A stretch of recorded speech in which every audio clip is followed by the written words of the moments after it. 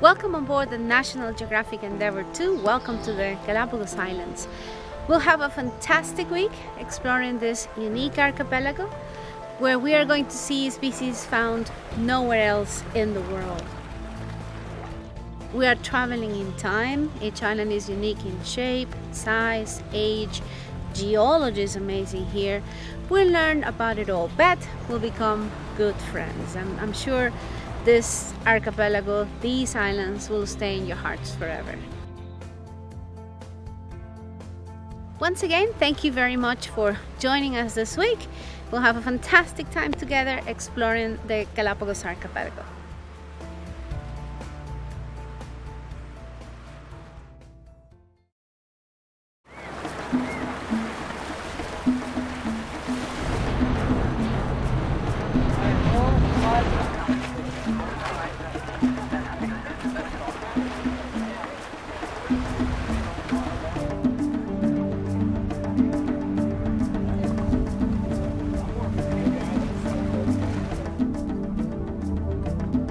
Today we happen to be in an amazing place. This is one of my favorite islands, not only because it has a lot of wildlife. Today you're going to have close encounters with great frigatebirds and magnificent frigatebirds. I don't know if some of you were picking through the vegetation, but there are some males with the pouches inflated. And this is what everybody wants to see, particularly this time, because they're quite active. So all those sounds you're listening to are actually coming from males that are trying to attract a female. We have a female flying over them, so they go crazy, right? That's the effort they do in order to attract a mate. Shake the wings and make this very interesting sound, and they show the pouch, of course. And the female obviously chooses the one with the brightest and the largest pouch. Quite important for sure. That is the sexual selection structure.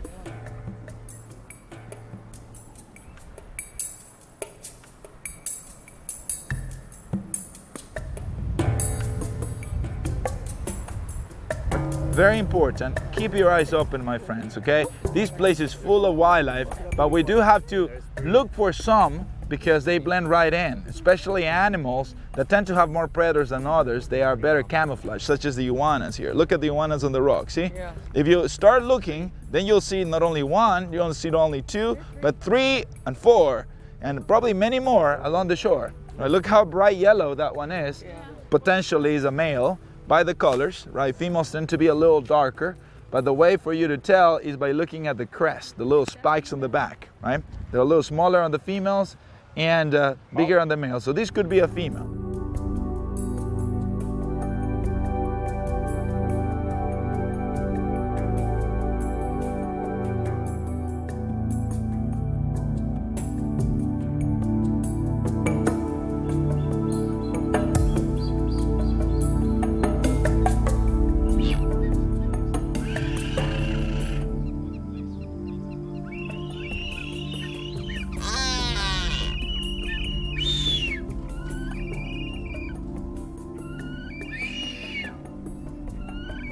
So the sounds you heard are from male and female blue-footed boobies. The male whistles, like, look, the female honks. Yeah. That's the sound of the female, honking. So you can tell male and female.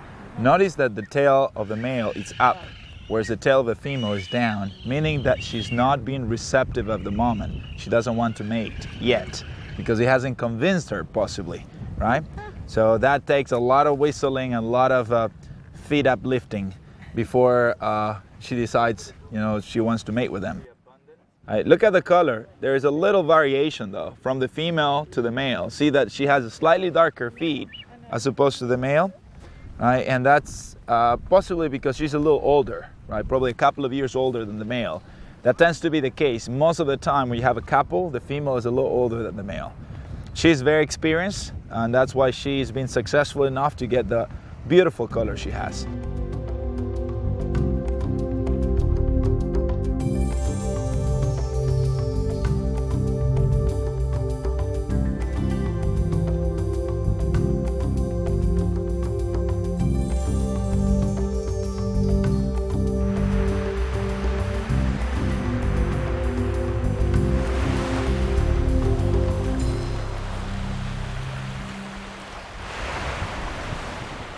We happen to be on Rabbit Island. As you can appreciate, the color of the island is quite interesting, caused by iron oxide out of a very explosive volcanic eruption.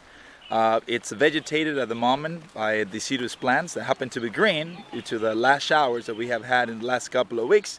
And today we're going to take a hike that will take us to a lookout point to go along the cliffside. We're going to see some of the geological features of the island, see some of the wildlife such as land birds, finches, mockingbirds, and then come back to the shoreline to see some sea lions and pelicans.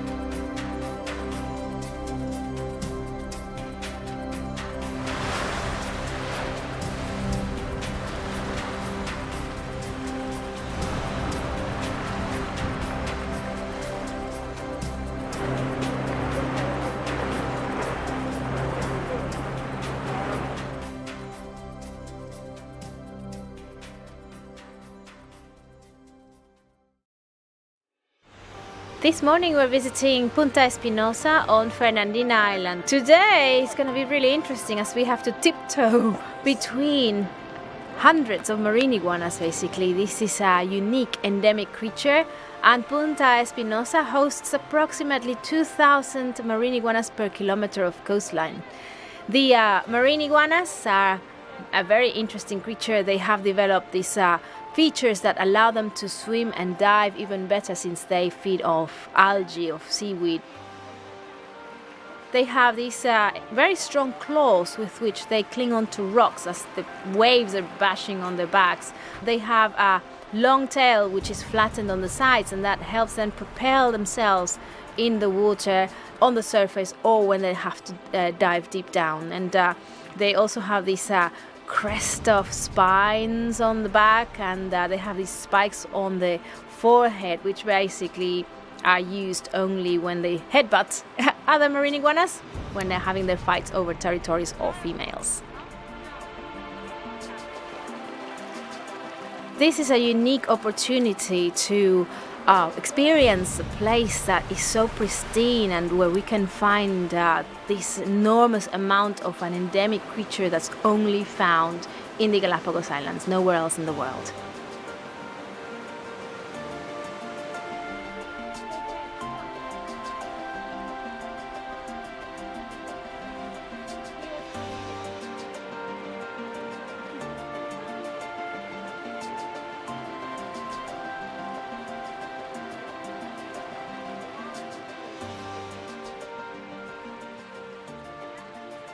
Flightless cormorants are unique to the Galapagos Islands. They occur nowhere else on Earth, but they're not spread all over the Galapagos Islands. It's only here in the west. So you can find flightless cormorants along the coastline of Fernandina, where we are now, and along the western coast of Isabela in front of us, and that's it. Flying birds usually have a keel in the sternum, which is called keel or carina. And when you observe the skeleton of a flightless cormorant, it's gone. The sternum is completely flat. Why do the flying birds have a carina? That's where the strong flight muscles are attached to. But yes, but here it's no longer needed. So we know that originally the ancestors of our flightless cormorants came flying into the islands, probably pushed by strong gusts of winds. Isolated from any big mass of land, they were stuck. But the food was plentiful, no predators or hardly any predators. Why fly? They just became better divers and swimmers.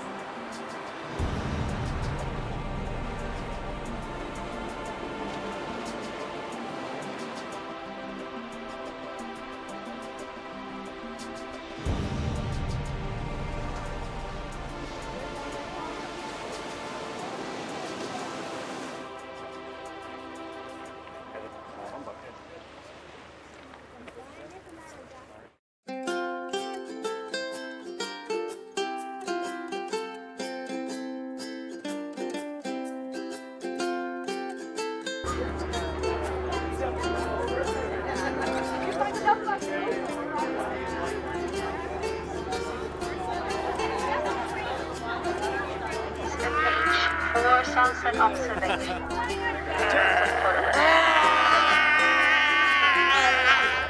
I'm gonna name you Pink Flamingo!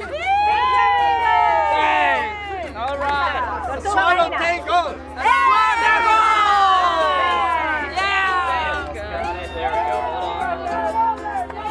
I'll try not to fall over.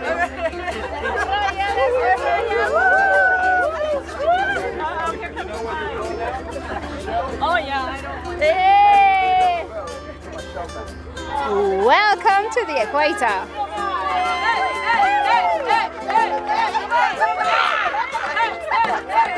on! You do it!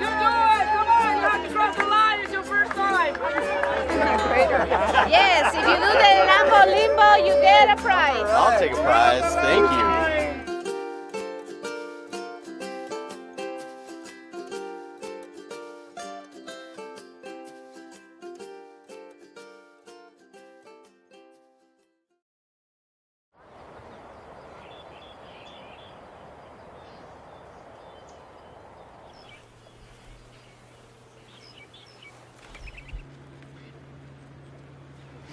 My group, a good way of recognizing when you have males and females, talking about giant tortoises, well, the female is smaller, but if you don't get to see both of them together, you wouldn't realize that. Now, males, they are bigger and they have a very, let's say, concave part of the carapace, and females are flat-chested. So, of course, the males that double the size of the females, they come on top and they mate like that. That's why they have to be concave. And males also, they have a longer tail. They will tend to eat, if they have the chance, all day long. But they can survive without food or water for 1 year. Tortoises, they never stop growing. So you have those monsters of 500 pounds. And in Urbina, meaning in Alcera volcano, you have one of the biggest species of giant tortoises.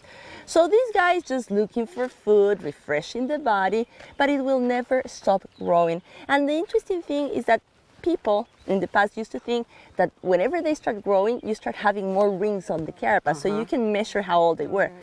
Myth. They are born with the rings. The rings just get bigger, okay?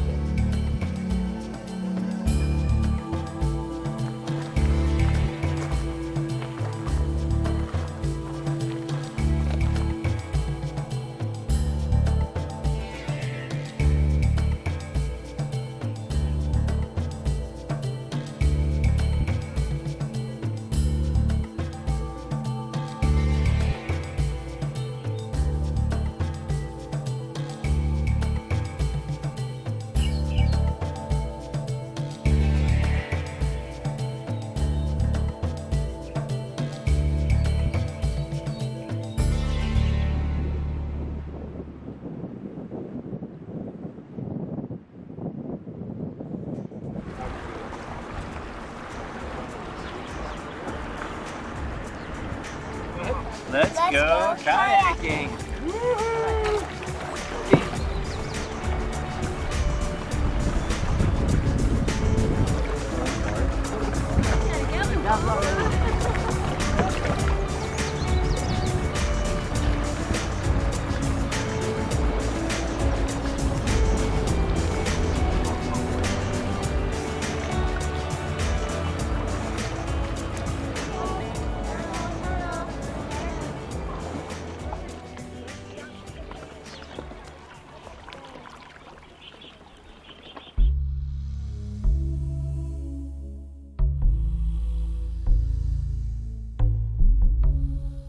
The Galapagos Islands, which are located in the middle of the Pacific, have different oceanic currents which convert here, and that brings a lot of nutrients for the fish and many other creatures that feed from the ocean. So it's a very good place to go snorkeling and to see some of this species very close to where we are.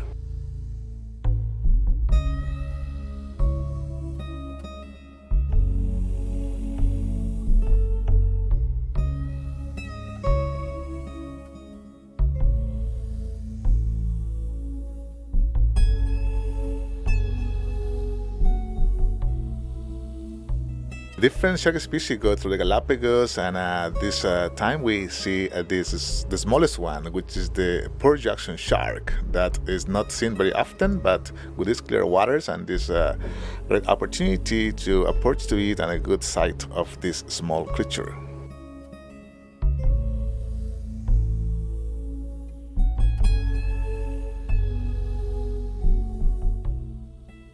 While snorkeling in the Galapagos waters, we see the Pacific green sea turtle, which has found the west coast of Galapagos mainly a good place to get algae from the rocks and good safe places to rest.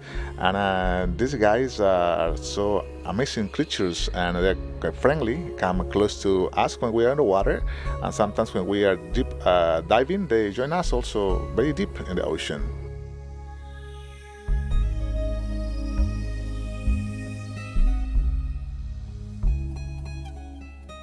Cormorants are amazing. On land they are very slow, but in the water they are fast, and definitely they are getting special adaptations for swimming, and we see they have bigger feet and very thick muscular legs, and they are fast going down after the prey. They go after small fish, and these guys could go after eels too, and after octopi. They are an amazing species, endemic to Galapagos.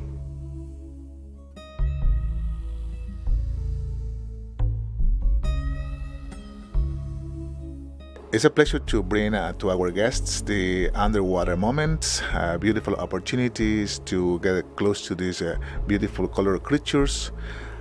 Truly is the other side of the Galapagos.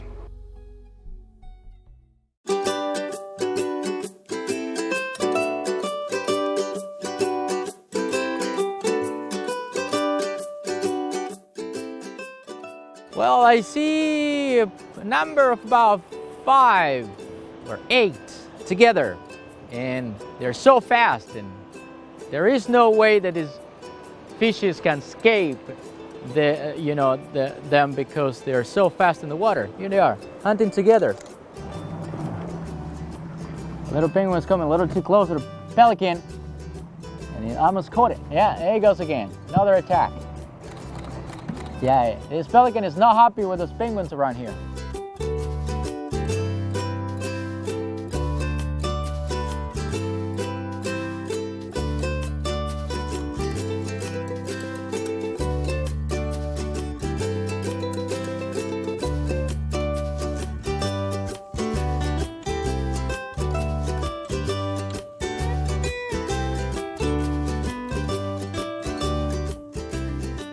Oh, it is phenomenal. I am here all the time. I'm still impressed with what they do. It's an amazing show. Man, I love it. I love it.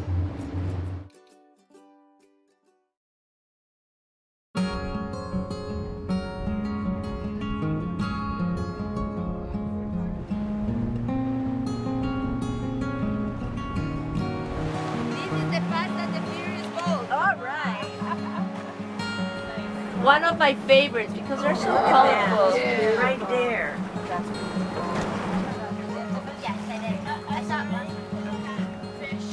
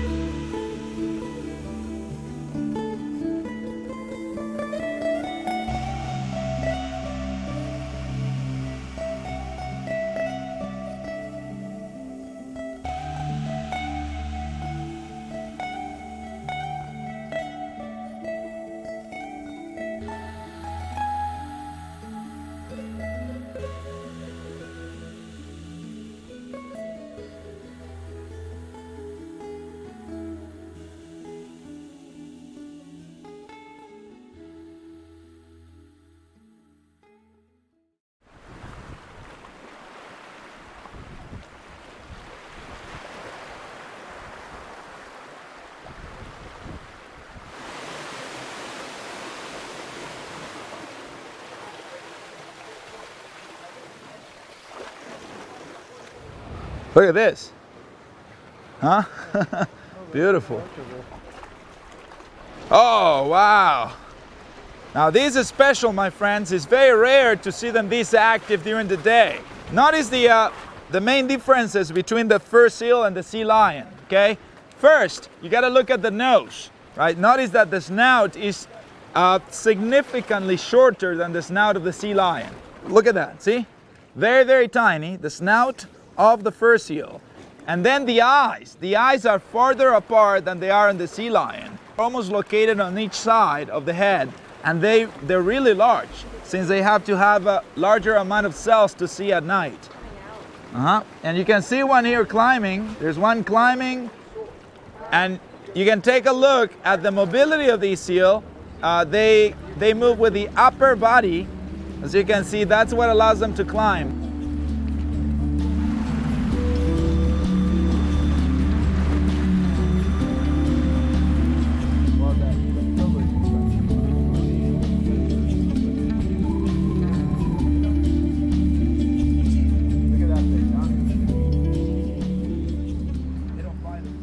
The position, you can tell it's a male. Look how proud it is. See, it's pushing the head up, chest up. This is my spot. Look at that head. See, notice that the head is bulkier and the neck is thicker too because of a muscle. So definitely a male.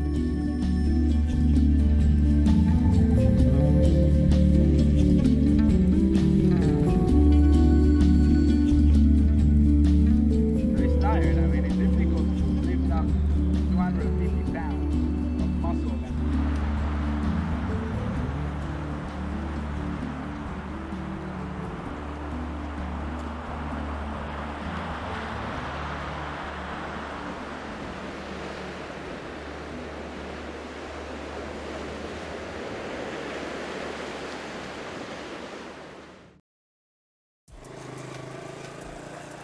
Today we're visiting Puerto Ayora on the island of Santa Cruz in the center of the archipelago, and we're going to visit the Charlestown Research Station and the areas that belong to the National Park Service, their headquarters, which are located both on the same side of the town. Both institutions work together for the preservation and the restoration of the Galapagos archipelago and its unique ecosystems. This morning we have a chance to see and to get to know a bit more about the giant tortoise captive breeding program that they've been doing since the late 1960s, early 70s. And we have a chance to see tortoises at different stages, from the babies to some juveniles that will be repatriated back to their original islands, as well as some adults that are serving some kind of purpose. Eventually they will be sent back also to their islands.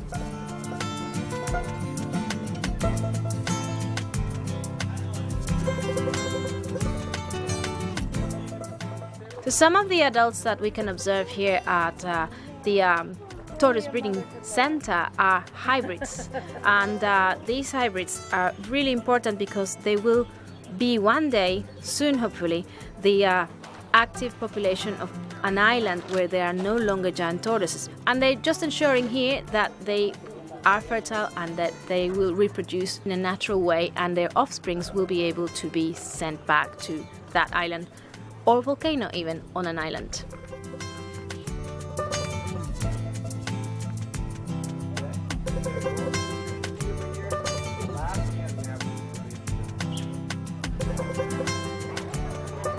As recently as just 3 weeks ago, a famous guest of the research station returned back here, and that was Lonesome George.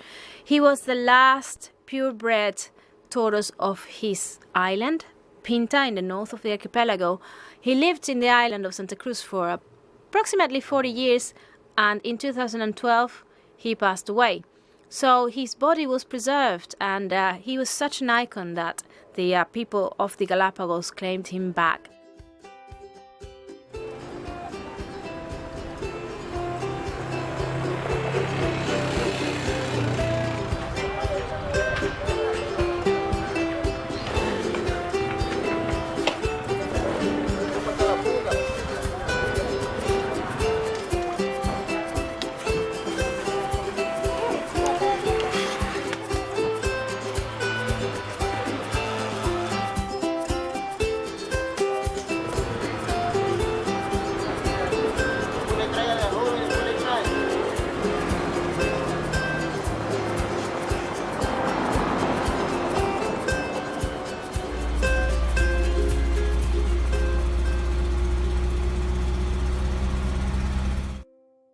We're now visiting El Trapiche farm in the highlands of Santa Cruz. And for the production of the sugarcane, they have allocated approximately 4 hectares. And then they have to press it in a very old metal press. Part of this sugarcane juice, they boil it for a couple of hours, and therefore they obtain molasses, which tastes really, really good with a piece of cheese. And also they make brown sugar with it, which it's sold in blocks and only sold locally as well. The family also produces artisanal coffee, and it's all organic, let's remember that. So they collect the coffee once the beans are red, and then they need to dry the coffee beans for a couple of weeks. And in some mortar they pounce on it to separate the husk and the actual green coffee bean, which they will roast for about 35 minutes in a very simple manner. And you get the final product, which they sell locally. Much of the production of sugarcane juice is transformed into moonshine, so we can see how they have placed approximately 120 liters of the juice into a tank where the process of fermentation happens, after which they start distilling it in a very rustic way in order to produce the delicious moonshine that we can taste. All right.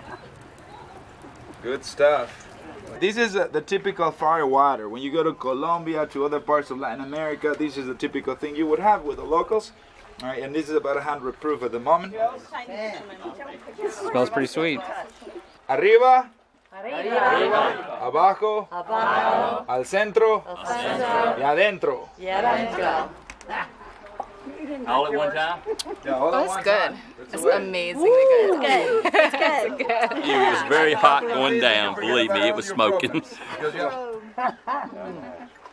That means up, down, center, inside.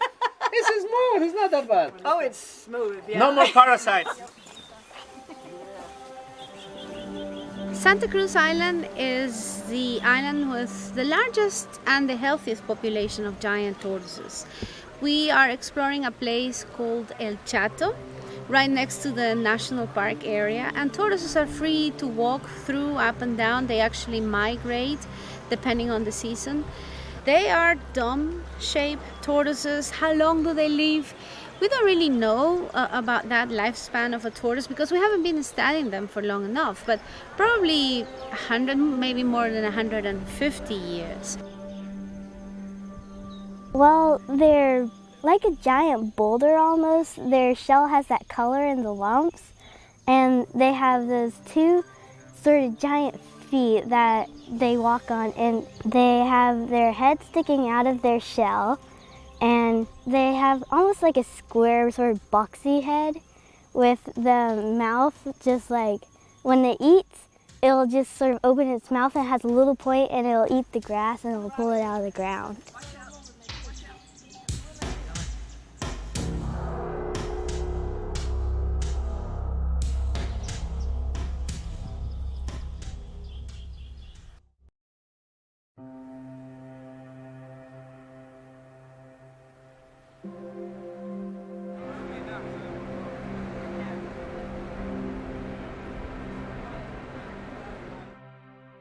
So we are now on San Cristobal Island. On the northern part of the island is Punta Pit, a really good place to discover amazing geology. We will also have the chance to see some red footed boobies, and hopefully also some other species will be like the blue footed boobies and the Nazca boobies. It's a great place because of the landscape and because of the biodiversity that we can see here, so it makes it just a perfect visit for our last day of expedition.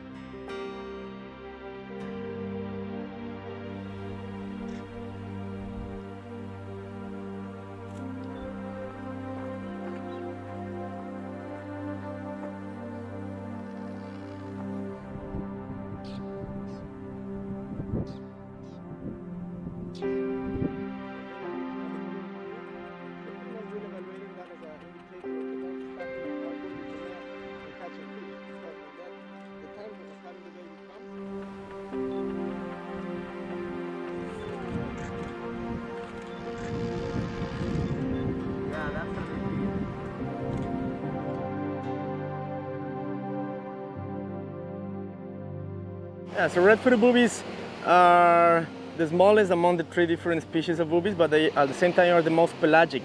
That means that they are the ones that travel the furthest to find their food. They are specialized on feeding on the flying fish. So they are not diving but skimming. They're really good on flying, and they will always come back in the afternoon. So we have now the chance to see some juveniles, some of them are nesting, and we can really see the different coloration and their size in comparison to other species of boobies.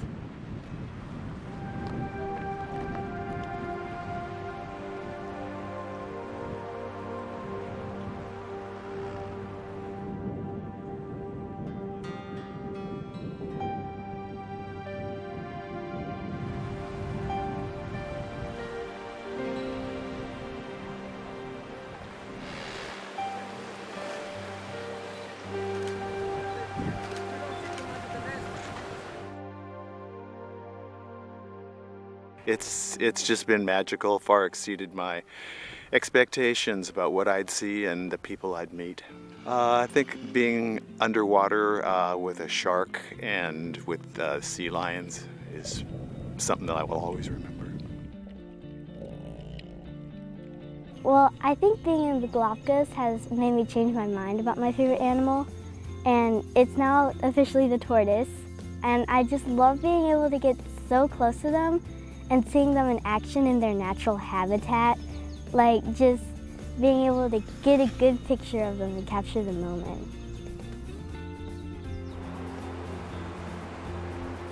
A most magical place that has nothing to do with artificiality. I knew what I would see. I had no idea the abundance of what we would see and how the experience would touch me to the core.